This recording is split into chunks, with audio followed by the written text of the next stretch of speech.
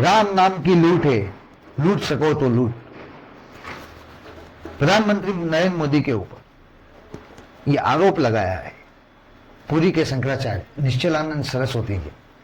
जी हाँ, शंकराचार्य जी ने कहा है कि नरेंद्र मोदी बहुत ही शातिर राजनेता है, क्योंकि वो धर्म के अंदर राजनीति और राजनीति के अंदर धर्म का इस्तेमाल करना बखूबी जानते हैं।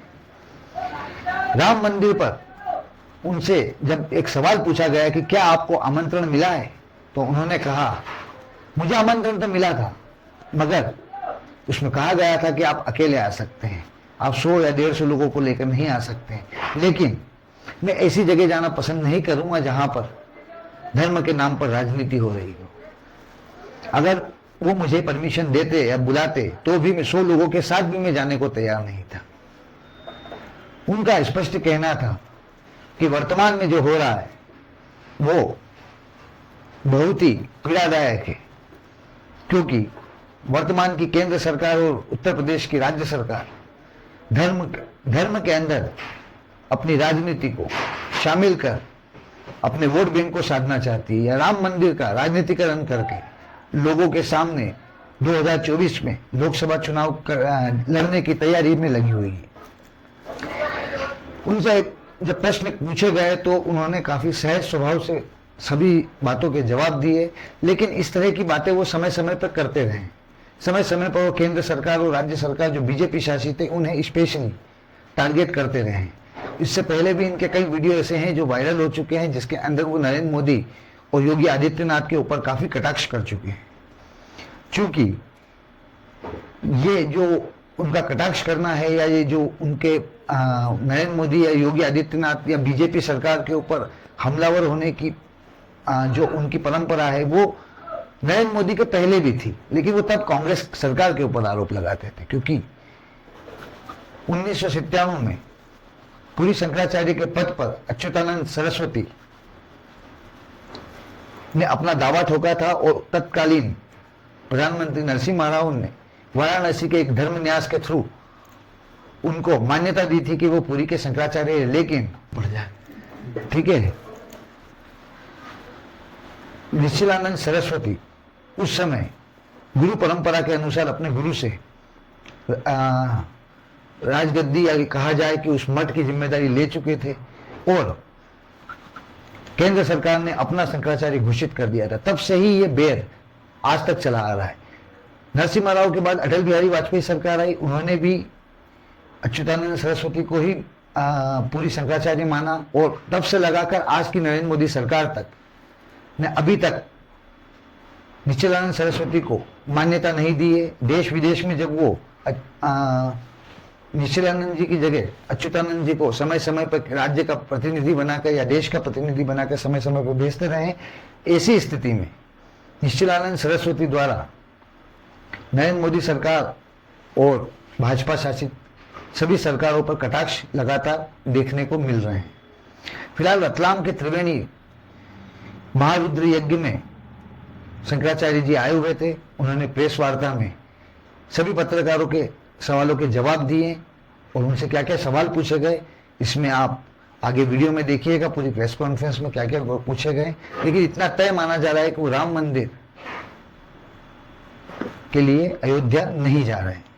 बहुत बहुत धन्यवाद। अब व्यक्त करने की क्षमता हो, विकृत ज्ञान विज्ञान को विशुद्ध करने की क्षमता हो, विरुद्ध ज्ञान विज्ञान को तपोबल से उद्भाषित करने की क्षमता हो, व्यासपीठ और शासन तंत्र में कोई विकृति हो, विकृति को दूर कर दोनों में सैद्धांतिक सामंजस्य स्थापित करके धर्मराज्य रामराज की प्रतिष्ठा का जो मार्ग प्रशस्त करें, उस सनातन सिद्धांत के अनुसार संत कहे जाते हैं।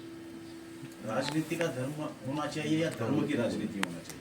राजधर्म राजनीति पर्याय है। मैंने कहा छात्र धर्म का नाम, क्षत्रियों के धर्म का नाम ही राजनीति, कई बार मैंने कहा।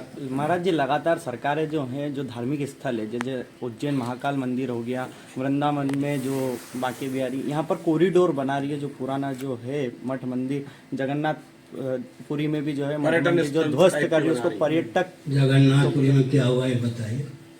अभी एक मुद्दा साल किसी मंदिर को तोड़ने की क्षमता वहाँ की सरकार में नहीं, हमसे डरती है।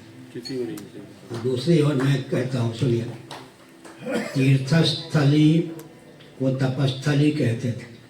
जब उसको हम पर्यटन का केंद्र बना देते हैं तो उसका नाम भोगस्थली हो जाता है।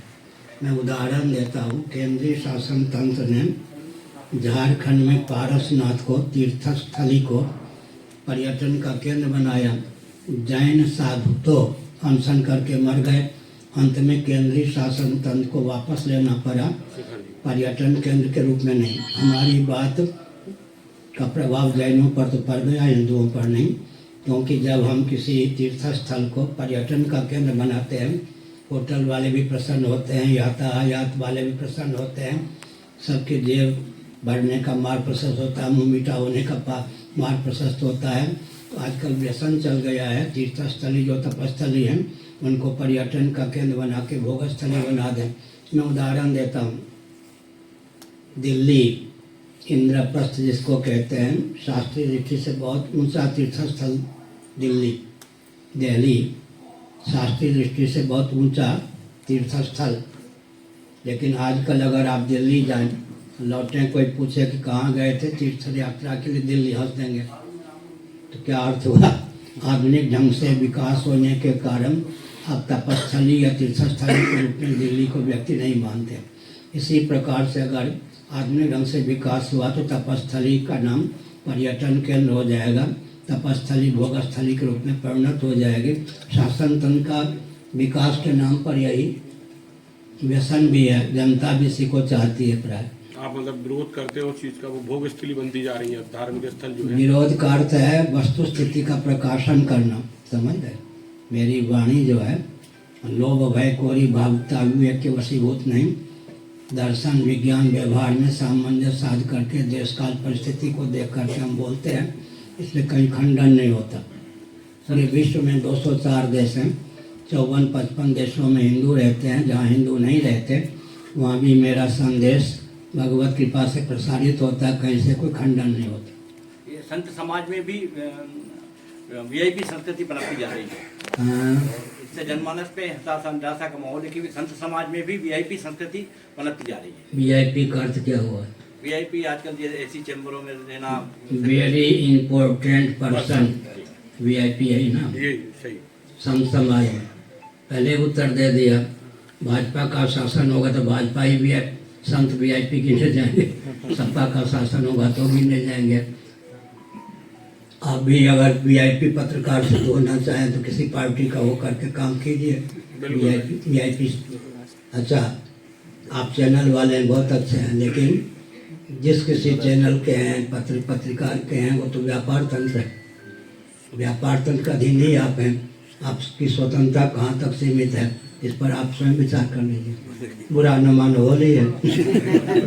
सब राम मंदिर में चारों शंकराचार्य जी का उल्लेखनीय निमंत्रण है, आमंत्रण। देखिए, मेरे पास जहाँ तक मठ तो मैं बहुत दिनों से नहीं गया हूँ, और मुझे सोचना है कि शंकराचार्यपुरी एक व्यक्ति के साथ आना चाहें आ सकते हैं।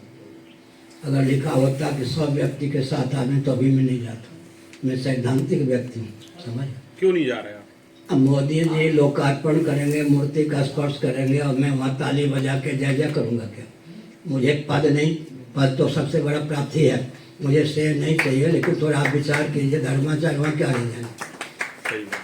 माने योगी भी हो गए मोदी जी, योगासन भी सिखाते हैं, धार्मिक क्षेत्र में भी हस्तक्षेप कर ही रहे हैं, तो वहाँ जाके शंकराचार्य ताली बजाएंगे, वो अधिक से अधिक यहीं वो कर लेंगे और क्या करेंगे। वैसे लोग जो होते हैं ना बड़े धनी, वो कैसे प्रणाम करते हैं मालूम है? ऐसे मोदी जी अधिक से अधिक क्यों कर देंगे? नहीं तो संतों की ओर देखें भी नहीं। तो मुझे अपने पद की महिमा, अभिमान की बात नहीं है, मुझे अपने पद की गरिमा का ध्यान है, इसलिए नहीं जा रहे। इसलिए नहीं जाता। और निमंत्रण जो दिया गया है, आप चाहें तो एक व्यक्ति को साथ में ला सकते हैं, मुझे जाने की क्या जरूरत है। अयोध्या से मुझे परहेज नहीं है। राम जी मेरे हृदय में, भगवती सीता को मैं बड़ी बहन मानता था, लेकिन ध्यानावस्था में सीता जी ने कहा मुझे छोटी बहन माना करो, तो वो संबंध कोई तोड़ेगा नहीं, अयोध्या से मेरा संबंध टूटेगा नहीं, इस अवसर पर जाना मेरे लिए उचित भी नहीं। गुरुदेव, एक निवेदन है कि जो विधर्मी लोग अपने हिंदू धर्म को विधर्मी मानते हैं, उसी प्रकार से वहाँ मक्का मदीना जाने के लिए हिंदुओं की रोक है। तो जो राम मंदिर बन रहा है वो राष्ट्रीय मंदिर होगा, अब राष्ट्रीय मंदिर घोषित होगा तो उसमें क्या विधर्मियों को वहाँ से 50-50 किलोमीटर की दूरी पर रोक लग सकती है? ऐसा संभव है? पहली बात तो है कि मक्केश्वर महादेव, जिसको मक्का कहते हैं, गीता पे से शिवांक विशेषांक लीजिए। प्राचीन तथ्य यही है कि जिसको हम मक्का कहते हैं, प्राचीन नाम है मक्केश्वर। जिसको हम ताजमहल कहते हैं, भारत में है या नहीं? जयपुर नरेश के यहाँ कागजात हैं, तेजो महल है शिवालय। ताजमहल का पुराना नाम है तेजो महल है।